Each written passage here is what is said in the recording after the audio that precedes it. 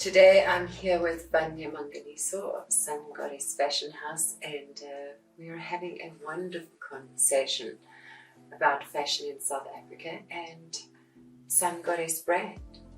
So I met Vanyamangaliso many years ago when I produced some textiles that were in a collection of hers at SA Fashion Week in 2005. And this year she's doing SA Fashion Week again, 18 years later. Wow.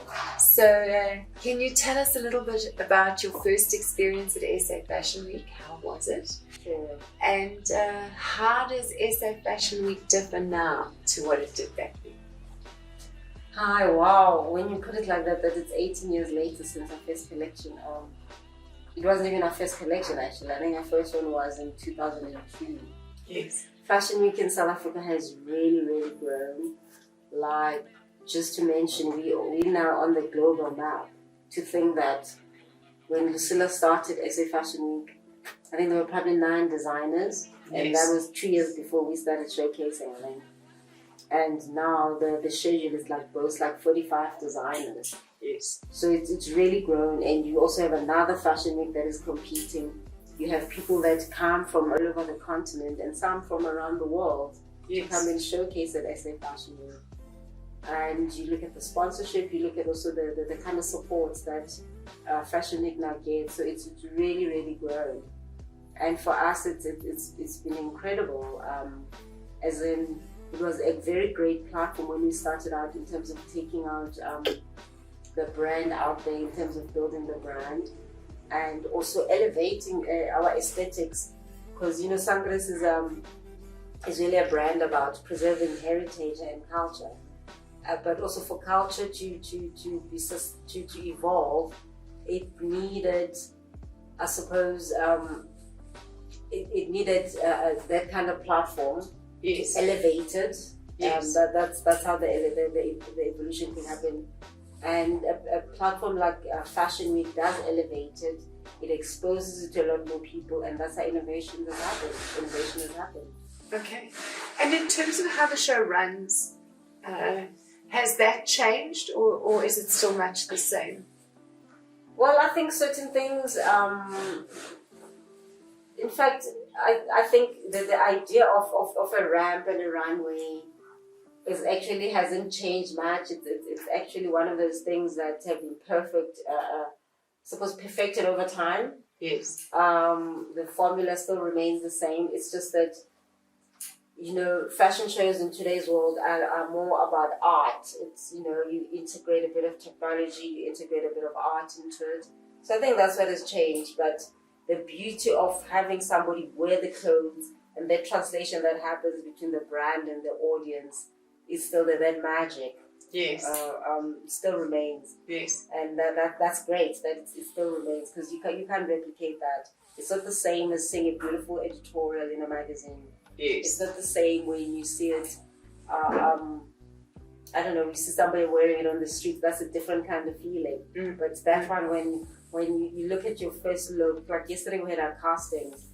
And it's still so special to think, okay, that when you choose your first model, the first person who's going to present the look of the season, and your finale, the girl who closes the show, what should be the lasting memory, and all of that. So those are amazing things that are still very important. I mean, of course, our role as curators of heritage. It's really quite simple in what we have to do.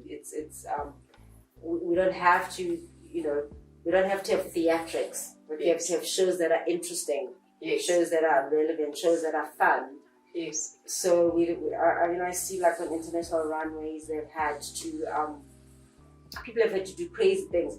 Of course, there are amazing things that have happened lately, like inclusivity. When we started, models were stick thin. Yes. And but what was great about what we were doing at SunGoddess was, when we got in the industry, we also saw a gap in the sense that clothes were made to a particular aesthetic, a particular figure. Yes. So you can literally see the difference from when, I mean, there's a lot of designers that we're doing, that we came out with at the same time. Yes. You can, if you were to look at the South African fashion timeline, you can see, okay, everyone was wearing, it was either a very straight cut, Yes. a very pencil. Yes. Then you start to see the introduction of Yes. A-lines. Yes. You see the Yes. years which were more Yes. accommodating and more inclusive. Yes. Yes. And then with time, now you start to also see that the models don't need to be stick thin. Yes. Fashion is more accommodating. There's now room for the the curvaceous body, Yes. and even on the runway. So we were very we're excited to have been a part of the movement that said, there's more to fashion, to brought diversity Yes. in terms of the silhouettes. Yes. But now Yes. what's exciting in today's world is that not only are the silhouettes diverse, but now even the model on the ramp, Yes. it's different. Yes. But at the same time, there's certain fundamentals that you respect about the modeling agency, modeling industry, in the sense that if you are small is small, whereas big varies. Yes. You find that, so if you showcase your collection at SA Fashion Week, now you want to take it to Singapore, you want to Yes. take it to New York and showcase in a different country. Yes. You can't always be guaranteed that you will find a model who's your 38. Yes. Whereas a 32 and the 30 is a 30 and a 32. Yes. And that's why designers would tend to stick to a certain size. It's so interesting. It's so interesting. I hadn't realized that there was a practical reason, There's actually. a practical reason. It's so interesting. So do you ever show overseas? Yes, we've been very lucky to showcase at big fashion weeks. We've done Singapore Fashion Week, we've done Mexico Fashion Week, we did London Fashion Week, we've done, I'm trying to think. We've done Japan and Korea once upon a time. It's so exciting. I love Japan. I think, it's my spiritual home. I get huge inspiration because I'm also inspired by what the Japanese designers have done to the world. Their contribution, when they got into the French fashion scene. It's an example that I refer to. Like when we started, we looked at Izumiyaki, we looked at Yohji Yamamoto, we looked at Rei Kabuki, what they had brought into the world. Yes. Because also for South Africa to have a unique contribution is that we had to have an impact, actually, was that we had to bring our unique contributions, not go, you can't outreach a design. Yes. Bring a unique aesthetic that makes people go, oh wow, that's new, that's something different. And the kind of clientele we showcase to overseas are people who are exposed, who know things, and they're looking for something different. They're looking for authenticity. Yes, yes. Do you do a lot of export? Not at the moment. We haven't. But I mean, there was a time when we exported to Japan. Okay. We had I suppose what made it easy was a Japanese trader who came into South Africa and handled all those logistics. Yes. So now recently, I've just done a course with future females. Yes. To export, and I'm looking forward to starting again so we can handle those logistics on our own. Yes, yes. And so bringing a little bit of my old background from Transnet, where I worked in logistics. It was actually my job to move cargo down the continent and out of South Africa. Yes. One of the things that actually contributed to my going into fashion was I used to travel into like the Congo, Zambia. And one of the first things you would notice when you land at the airport was how you knew you were in Africa. You could see the aesthetic. You knew which country you were in. Yes. You'd come into Johannesburg. You could have been anywhere in the world. Yes. There was nothing that said South African. Yes. And from a business perspective, that's where we identified the gap and said, you know what, we can really do this. There is a definite need. Yes. I mean, it's very different now. Even in the same way that you would not go into a mall and find a South African aesthetic 20 years ago when we started. Yes. I think Rosebank was one of the few places you could walk into because of the market, and then it sort of translated a little bit into the mall. But now you walk into any major self-respecting mall, you will find a South African fashion. And people take that for granted. It's like, guess what? It wasn't always like that. Yes. Somebody had to light that flame.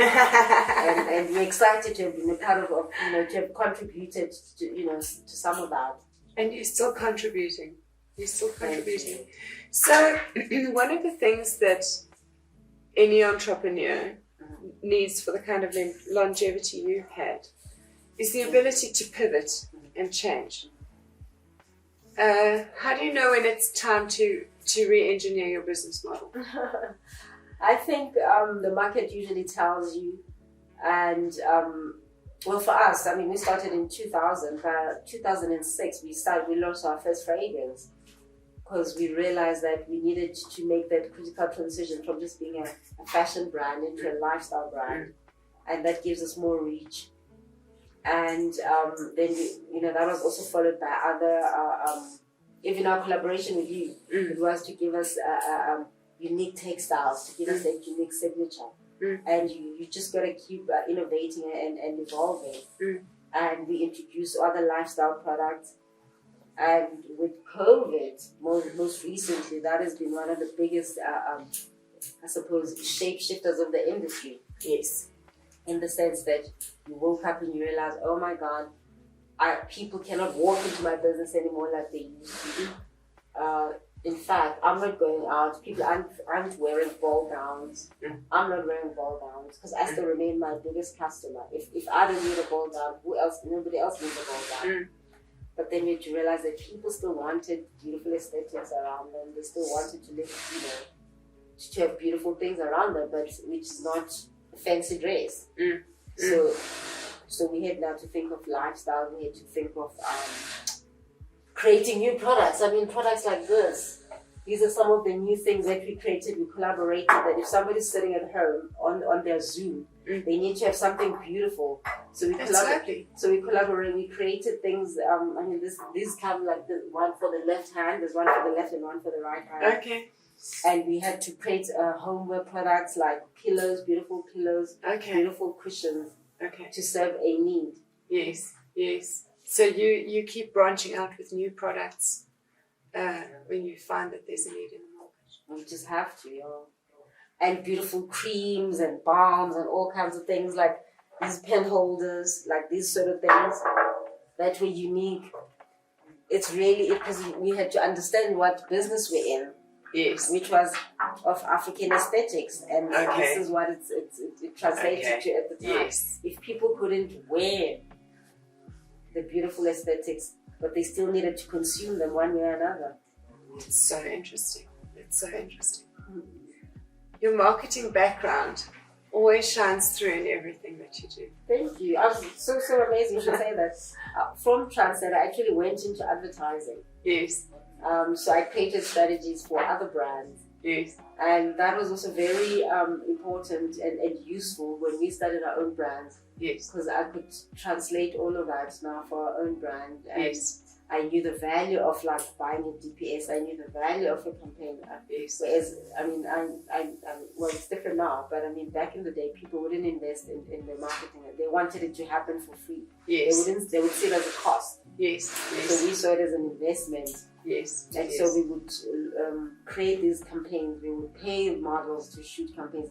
Not just wait for like a shoot of beautiful photos, but actually create it. Yes. Go into Elle magazine, buy the GPS, spend that 60,000 and buy a GPS, go into True Love and do this. Some of them we were lucky to be able to do collaborations. Yes. That didn't necessarily cost us a lot of money. Yes. We could tap into and also television. Yes. We were also lucky then there were very few TV channels, so if something of yours was on TV, you were guaranteed that a lot of people would see it. That's so wonderful. So it's been amazing chatting with you today. Thank you so much for your time. I appreciate it very much. And I'm sure we're going to chat again soon. Excellent. Thank you for taking us down memory lane. And to reflect on some of these things, and because I mean they still, I mean they were true then and they're still true today, and they can definitely revisited. Yes. And I hope it serves as an inspiration to the next generation of designers. Yes. Or creatives. Yes. No, you've definitely shown that it is possible in this country with dedication, perseverance, and also sticking to your core values. You know, at any time you could have said, okay, this being custodians of culture and heritage is not for me. Let me go the commercial route. Yeah. You know, and you've never, ever backed down from that. And I appreciate that you've always stuck to your core values and understood your role in the industry, because you've held a very important space that the youngsters can now move into. Thank you. So well done. Thank you, Mel.